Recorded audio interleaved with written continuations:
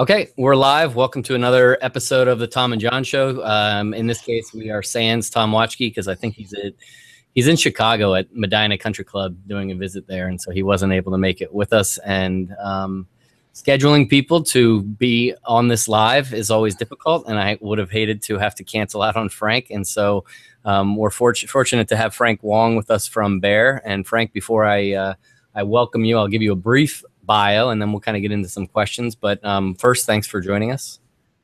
You're welcome. It's always a pleasure to see you. Where are you, by the way? I see that you're in like a building, but is that a home office or an This is our sunroom in Alexandria. So unfortunately, my office looks like a troll cave. So I didn't want to think that I didn't want to give the audience the impression I lived in the cave for most of my life. So. Right. I like my office. Yeah, I like the nice mushroom pictures in the background wall, and a nice couch back there I can sleep on if I get tired. It's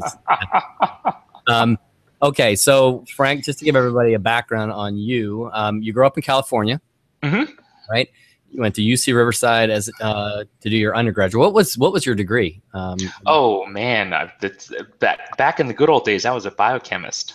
Biochemist. Yeah, that's a shift from where you are now. But so you went to Riverside for your undergraduate, and then you got your PhD. Oh, Davis for the undergrad. UC Davis for your undergrad, and which is huge in agriculture, obviously. UC Davis, and then Cornell. You went to Cornell and got your PhD. Shortly after that, right from Cornell, you ended up getting a job at Riverside, correct? No, I did a quick postdoc, and it was a joint postdoc at BASF and North Carolina State University. So it was really fun because I was in the ground floor when they were developing insignia and emerald. So that's where I cut my teeth on turf, actually. Wow, that's pretty good, actually. So you did viticulture in your PhD, right? Yeah, the vineyards in California are pretty damn seductive. Yeah, you could have stuck with that. There's maybe you wouldn't make as much money, but you could drink a lot better wine than what you get. You can maybe drink dandelion wine from us. Okay, so Riverside, you spent 10 years there. We did a lot of work together. You kind of spearheaded the original brown ring patch work in the States, and I know we worked on that some, and you did a lot with resistance and anthracnose.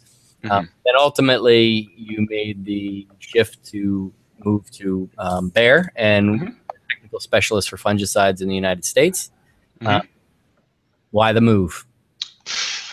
All I gotta say, if you meet a girl who wants to marry you despite the fact that you look at fungus all day long, you better take the offer. So. I was curious to how you were going to say that. Yeah, I think that made a smart choice. Caroline went to work for the EPA and was in DC. I know you were doing a lot of back and forth commuting while you were still a professor at Riverside, but ultimately went to Bayer, and you were there as their technical specialist of fungicides for 4 years, right? And almost 4 years. Almost 4 years, and then in November of 2014, I remember talking to you at a meeting.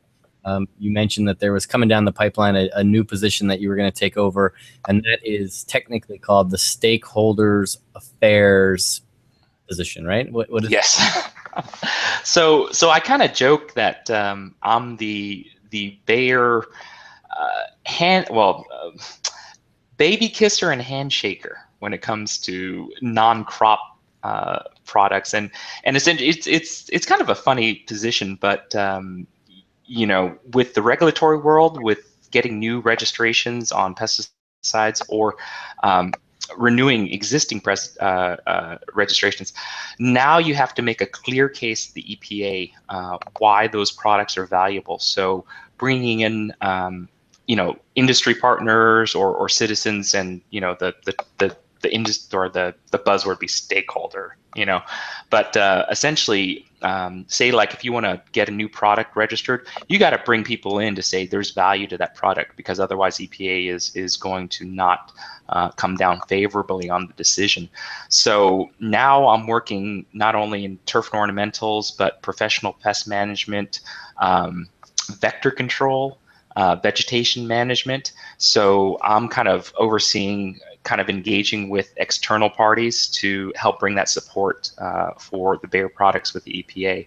So it's funny. I mean, you talk about your career going different directions. I mean, it was, grapes and viticulture at one point in time, and now it's cockroaches, mosquitoes, and railroads in addition to everything else. So, Well, I think probably your diversity in terms of your background with biochemistry and then plant pathology, but viticulture, then your experience with really with stakeholders. Once you get into the turf market, you reach I think a much larger group of individuals. If you're a stakeholder for agriculture, you might deal with some small farms or large farms, where they talk about major acreage, but you're dealing with a few people. And there's so many golf courses and so many athletic fields and everything else. You got to deal with more people on an individual basis. So I'm sure that helped you. Yeah, it's very humbling, John. It's like you go from a position where you're an expert to like you're complete novice in some of these arenas. So it's been a lot of humble pie for this last few months. So well, I mean, I don't know. It seems like you're doing pretty well in that particular moment. I like it. So it says something for your ability to adapt. Hey, a goofy smile goes a long way. So that and holding a power plant up and getting a picture taken. I tried to find a picture for the turf club thing tonight, but I couldn't find a good resolution version. But anyway, what I wanted to start out with, we have kind of 3 topics we're going to get into today in the next 20 minutes. And the first one's me personally, my interest in probably in the last 5 to 7 years, we've seen several people make this transition from academia to industry. So Lane did it, you did it, Will Bieski did it, most recently to work for you all. Zach did it, and I know several others that have done it. And the old school guard, and I talked to Dernoden about it when I think maybe when Lane left or when somebody left, and he's like, "What the hell is going on here? Why are you all you idiots getting out of academia?" But I think it partly maybe goes towards, having a personal life, like, with your wife. But also it's just a different change. So I'm curious what, your take is on, not the reason you get out, but what are the differences? What do you like about one or the other? What do you miss about the university setting from a personal standpoint? It's always interesting. Yeah. That's a great question. I had a real, it was a tough decision to leave academics, and essentially you go through grad school, and the ideal thing you want to do is become a university professor, and don't get me wrong, working at UC Riverside was awesome, but I think there's a lot of challenges right now. I think in a lot of ways academic programs are being devalued, and part of it is our own fault in the sense that we've just done a really great job supporting agriculture and turf, golf, things like that. And so, pretty soon it's kind of like, I remember in the old days, you'd hear about professors having these great big bankrolls and secretaries and unlimited travel budgets. And woo, it was not like that in the 2000s at Riverside. And so, there were some real challenges there. And I think when you're at a big institution like a Penn State or Rutgers or North Carolina State, I think you're insulated a little bit. But boy, I got really chewed up at UC Riverside with the funding and the projects and the expectations.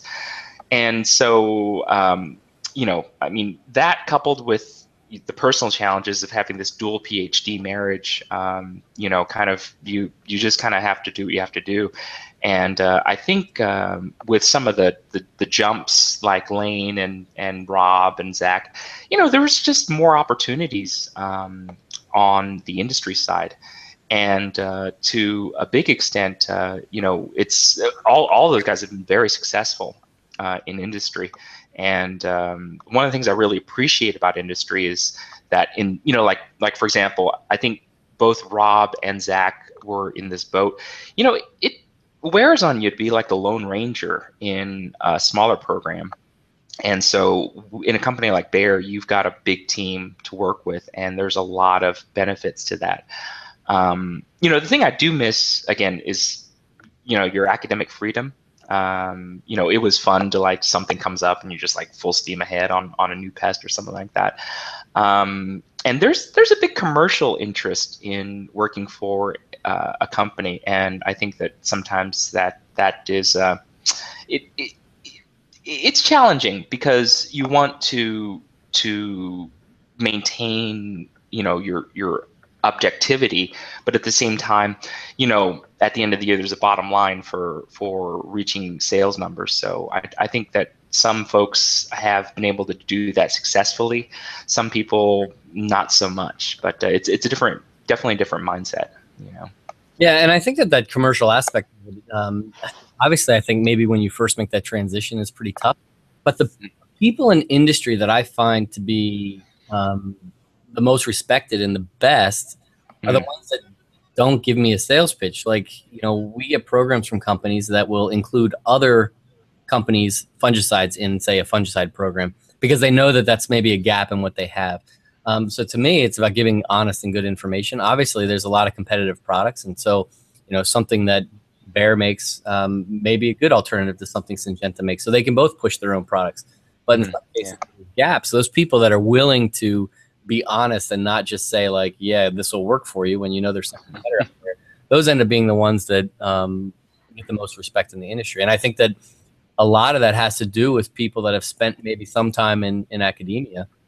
It's supposed to be unbiased and just present the results as they are. And I don't care whether one works or doesn't. My job is to test it, tell you whether it does or doesn't, and then that's it. And I report those results. I'm not pushing or promoting or selling anybody's products because I don't really care. Like, to me, what works, works. And so maybe that gives you kind of a little bit of an edge. So if I had to ask you, like, what's the one thing that you miss the most about academia, and what's the one thing you are glad not to have to deal with?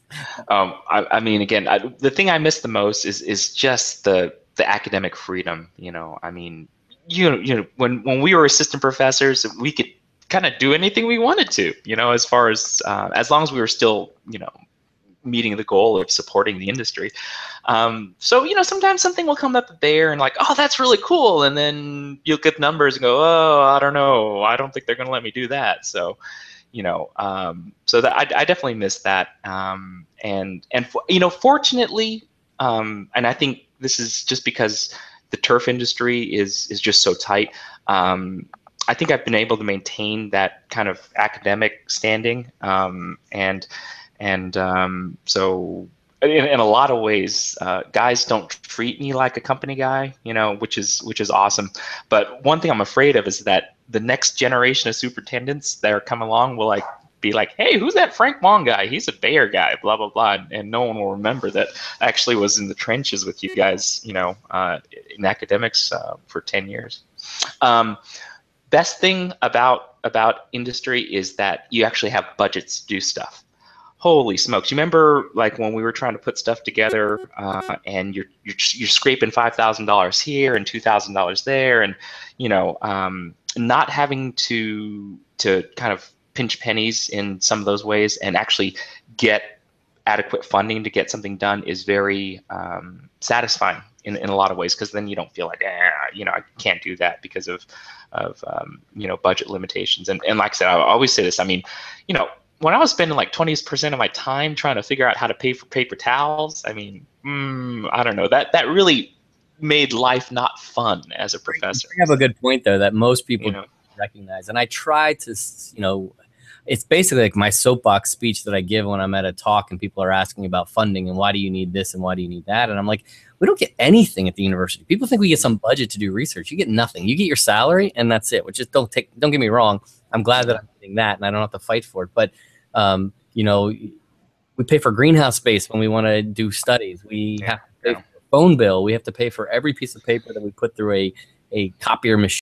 And we don't get our cell phone bill paid for because the university has a policy that says, no, we're not paying for it. So there's tons of things that you have to figure out a way to either suck it up personally and pay for, or like you said, scrape together 2,000 here, 5,000 there, 3,000 there. Yeah. I think I had figured out at one point to run my program in the maximum capacity, a PhD student, 2 masters, a technician, travel, undergraduates, and everything, that it was like about $250,000. And that's, I don't bring in that much money. I mean, I just don't. And there's the competitive grants in turf are few and far between. There's several associations in USGA and GCSA that provide good money, but it's peanuts compared to what's needed to support everyone's programs. And the USDA NSF grants just, they're few and far between or non-existent at all. And so, so yeah, we're not missing that part of it.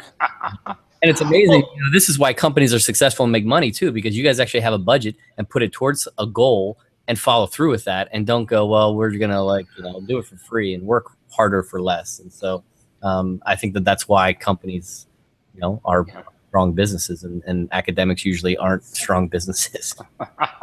Well, you bring up a good point. If you look at turf grass in general, we don't really qualify for federal funding. A lot of state programs you don't qualify for because we're kind of, a lot of the stuff we do is golf, or landscape, and it just doesn't fall under a commodity. And don't quote me on the numbers here, but I think when Riverside was looking at refilling my position, and they were looking at the amount of money I was bringing in, and I'd bring in like a $250,000 a year, something like that. But the tomato guys, I mean, they had $3 or $4 million accessible at their fingertips. So it was not a hard decision for, I think, at the college level not to refill the my position per se. And again, we're just always at a disadvantage compared to the crop guys.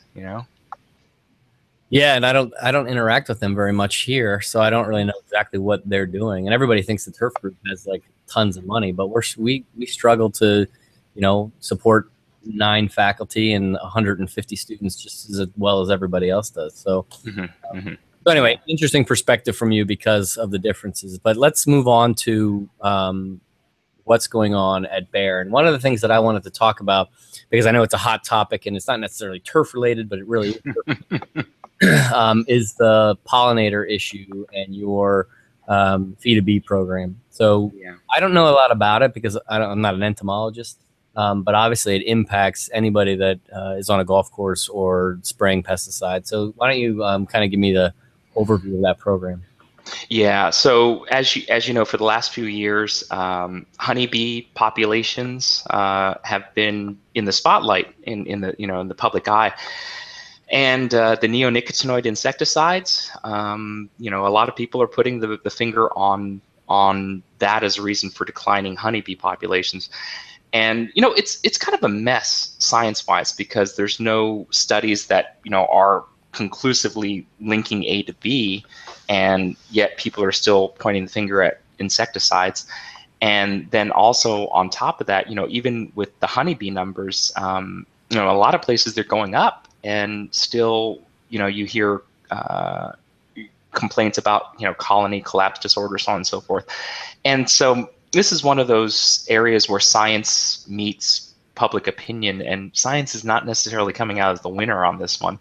Really bad. But I mean, and it's I'll circle back to it, but issues with neonicotinoids and also glyphosate it's just, some groups in the public are just running with them. And I think there's so much noise out there, it's hard for the public to kind of see what's going on. Okay, now that's not to say that beekeepers don't have concerns. I mean, they've got a lot of diseases and pressures. The fact that they're trucking millions of bees from North Dakota to pollinate almonds in California, that's a lot of stress.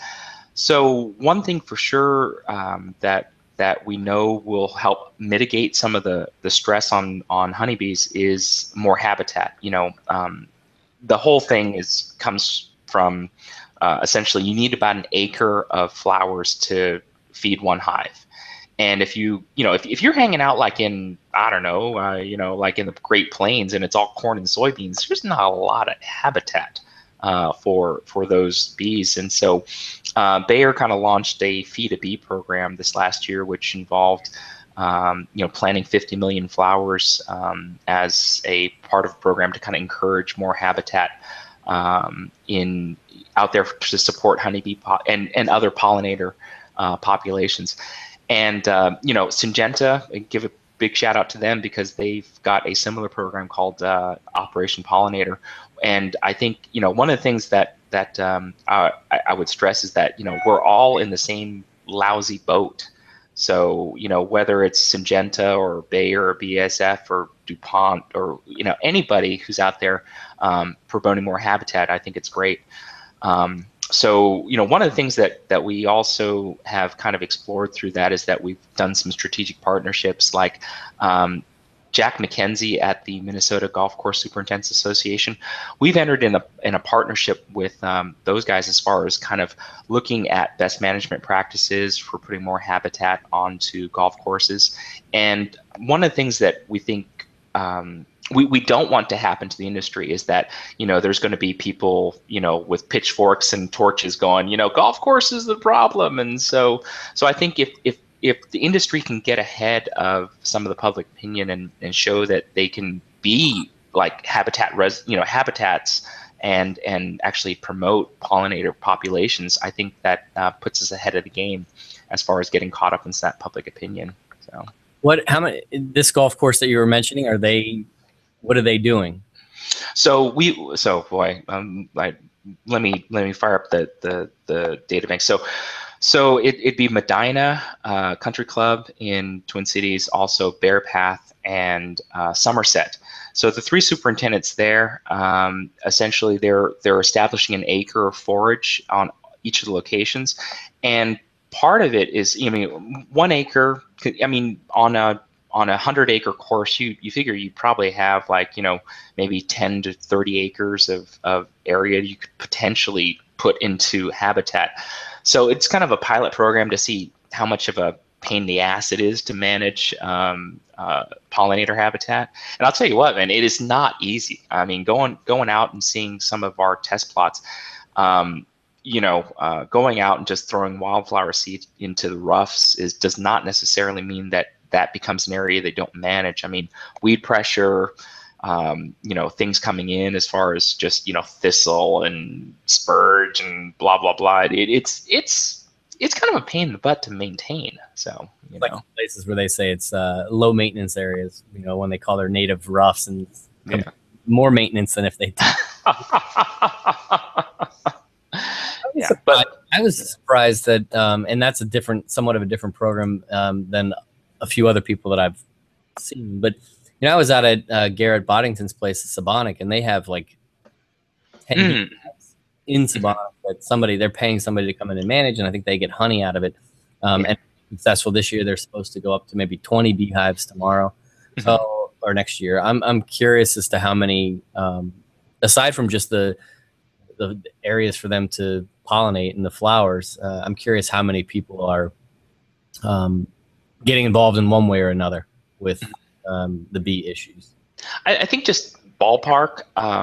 My estimate is that there's probably about 100 guys nationally that have included beekeeping on their courses, and again, from a stewardship perspective, I mean, it's awesome because your membership is like look and say, well, what are you doing? Blah blah blah, and if you're able to kind of show that the courses are really great places to have habitat and sustain pollinators, I think that puts us in a great position. I was with Zach Bauer out in Colorado Springs at the Broadmoor this last week, and we were discussing this whole idea about bird issues were huge, like 10, 15 years ago, and you had the Audubon Society come in or the Audubon certification, of courses to kind of improve bird habitats. And we were kind of discussing this thing about maybe we should be doing a pollinator certification for courses to kind of advance the courses as far as being being good stewards and providing that kind of habitat. Again, if you go to any kind of urban environment and you look around, even if you have like parks and green space and stuff like that, you start counting flowers, and there's not a lot of habitat sometimes, even in urban spaces. So, when you have these big areas like golf courses that can have 10 acres of pollinator habitat, that's awesome. Potential's big. Yeah, exactly. So. So one of the kind of third topic, which is a good transition from this, you were talking about kind of what's coming down from maybe not just necessarily the company's perspective, but a regulatory perspective with endocrine disruptors and pyrethroids. Yeah. Where are we on that? And where are we? One of the cool things you talk about the switch from academics to industry. In industry, you find yourself moving vertically and horizontally, and like I said, I mean, all of a sudden I'm spending like 95% of my time on issues way outside of turf, but I will mention this before we kind of talk about some of the other ones. Second behind the honeybee issue, okay, let me back up. So with the honeybee issue, it's not just about insecticides. Like recently, the EPA put out a proposed rule change, and they were looking at pesticides they considered acutely toxic to bees. They put 76 pesticides on that list, and so those are under scrutiny right now. And it's mainly in agriculture, but there could be some leak over into non-ag uses like turf. But it's surprising. You look at the list, and there's like, okay, organophosphates and carbamates, sure, that's, we know that those are rough, but almost all the pyrethroids are on there. There's 3 herbicides on there. Some of the natural materials, quote unquote, like neem oil and spinosad, they're on there too. So I've been calling this a meta issue, or the dirty diaper that keeps on leaking over everything, because it's really not just about insecticides. It's really about, I think, the pollinator issue is really being used to leverage kind of maybe new public policy on the way that pesticides are used in the United States. So it's going to get funky. And the second thing coming behind the honeybees is the whole monarch butterfly issue. Again, in the White House report that came out a few months ago, the president said that, he wanted to increase monarch habitat by 7 million acres or something like that. So, you say, oh, monarchs, great. But the flip side of that is that now the EPA is really looking at herbicides. And, you can't, well, herbicides, blah, blah, blah, but essentially, they're talking about trying to maintain more and more milkweed populations throughout the U.S. So any kind of application of herbicides now, the potential for controlling milkweed is going to be a factor. And again, it's one of those things you kind of scratch your head. It's like, herbicides kill weeds, and so why is milkweed special, kind of thing. So and it'll be interesting to see. It's like, what the push from the White House will actually result in as far as implementation of label changes and things like that in the next few years. So never a dull moment here in my new job. But on top of that, so we got bees and monarchs to deal with. And then 2 more things coming down the pipeline are pyrethroids. Pyrethroids, it's all about aquatic soil or aquatic sediment dwelling invertebrates. So again, the whole thing is like when pyrethroids get into water streams, they have some negative effects on things living in stream beds. So a lot of the pyrethroids that we are using right now are under the gun as far as potential restrictions or not getting re-registration. So that affects some of the other tools we have available.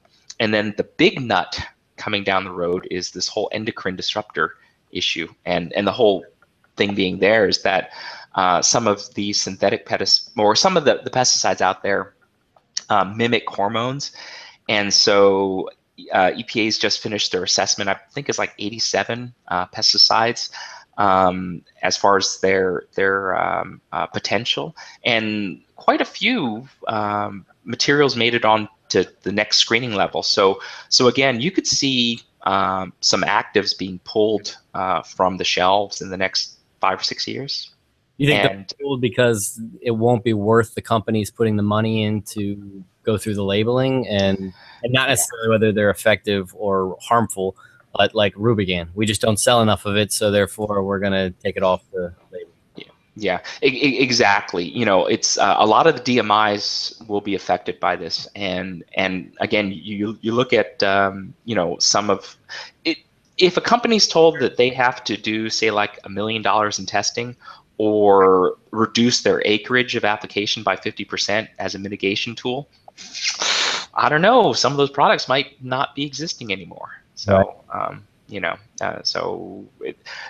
again, things are changing so quickly from the from the regulatory point of view as far as having product availability. So, which again, there's some days where I'm sitting in the office going, man, I wish I was working on brown ring patch again. So, Well, from that standpoint, I think that it's important to know that companies like Bayer and Syngenta and others are working on these issues, and it's not necessarily just about making a bottom line, but sometimes it's about keeping products that are effective that are needed, or figuring out a way to improve populations of honeybees or monarchs or whatever it is, so that these products can still remain on the market. And it's not junk science. I mean, I think there's just not enough science. A lot of the times, reports come out in terms of like something hurting a honeybee or a monarch, for instance, and they say, well, this product will kill that honeybee. But are those products ever in contact with each other? Like, do they ever occur at the same time? A lot of things that go into it from a science perspective that doesn't exactly tell the story. I can do a lot of things if I take something and put them together in a petri dish, but in nature, are they ever going to be there? In some cases, yes. In some cases, probably no. But and I think that's a good point. It's like it's really hard to explain. Like, for example, this whole IARC classification of glyphosate as a potential carcinogen, and people are freaking out. It's like, oh, you got to get rid of glyphosate, so on and so forth. But you don't take into account to expose how much risk there is, as far as the amount of contact you actually get with that kind of material, and in a lot of ways that makes it one of the safest materials out there. But again, just trying to sway public opinion is like, it is really tough. The one thing I will say though, and is that GCSAA is really strong as far as being on top of these issues, and I probably try to talk to somebody like a Hava McKeel like every month as far as just seeing what's hot, because as far as the professional organizations in turf and ornamentals, just GCSA is leading the charge on a lot. I'm really thankful that we've got that much advocacy representing our industry. Yeah, that's awesome. I think some of the times we look at what GCSA does and think about things that are more visible, but maybe some of the things they're doing behind the scenes with Hava and others. Yeah, that's something I say all the time now, John. It's like now that I'm on this, see how the sausage is made, and it's not pretty. It is not pretty at all. So. Well, I don't want to keep it too long. I do want to open it up. There's some people watching on Periscope, and if anybody has any questions, we can take some questions. And if you have anything, you can tweet it out too. But Frank is going to shut down his broadcast here, and then he is getting in a car and driving up here. So there's my Periscope. Look, you can see me on there. There's the Periscope. So yeah, I guess I would say then, Frank, before you get out of there and make the trek up here, any last thoughts in terms of all of this stuff and where we're going? What can people in the industry do to get involved? I mean, to try to make a difference. Yeah, just get involved on a local or state level. Again, the ambassador program at GCSAA, I think, is awesome. It basically, the goal is to put one superintendent in touch with one member of Congress, and believe it or not, those guys listen to you. As far as having some input, and sometimes you think like stuff comes up like Montgomery County or Boulder, Colorado, City of Portland, and you have a lot of chatter and not a lot of professional folks that are there to kind of actually say, this is how we use pesticides responsibly. I know it sucks as far as making that extra time, but to go out there and advocate for the industry and get in front of people and just, it's like being able to communicate on a personal level makes a huge difference. So whether it's getting involved at GCSAA or the Landscape Association like Planet, or I guess that's the National Association of Landscape Professionals now, or any of the nursery or ornamentals, organizations that can help provide that grassroots advocacy is pretty huge.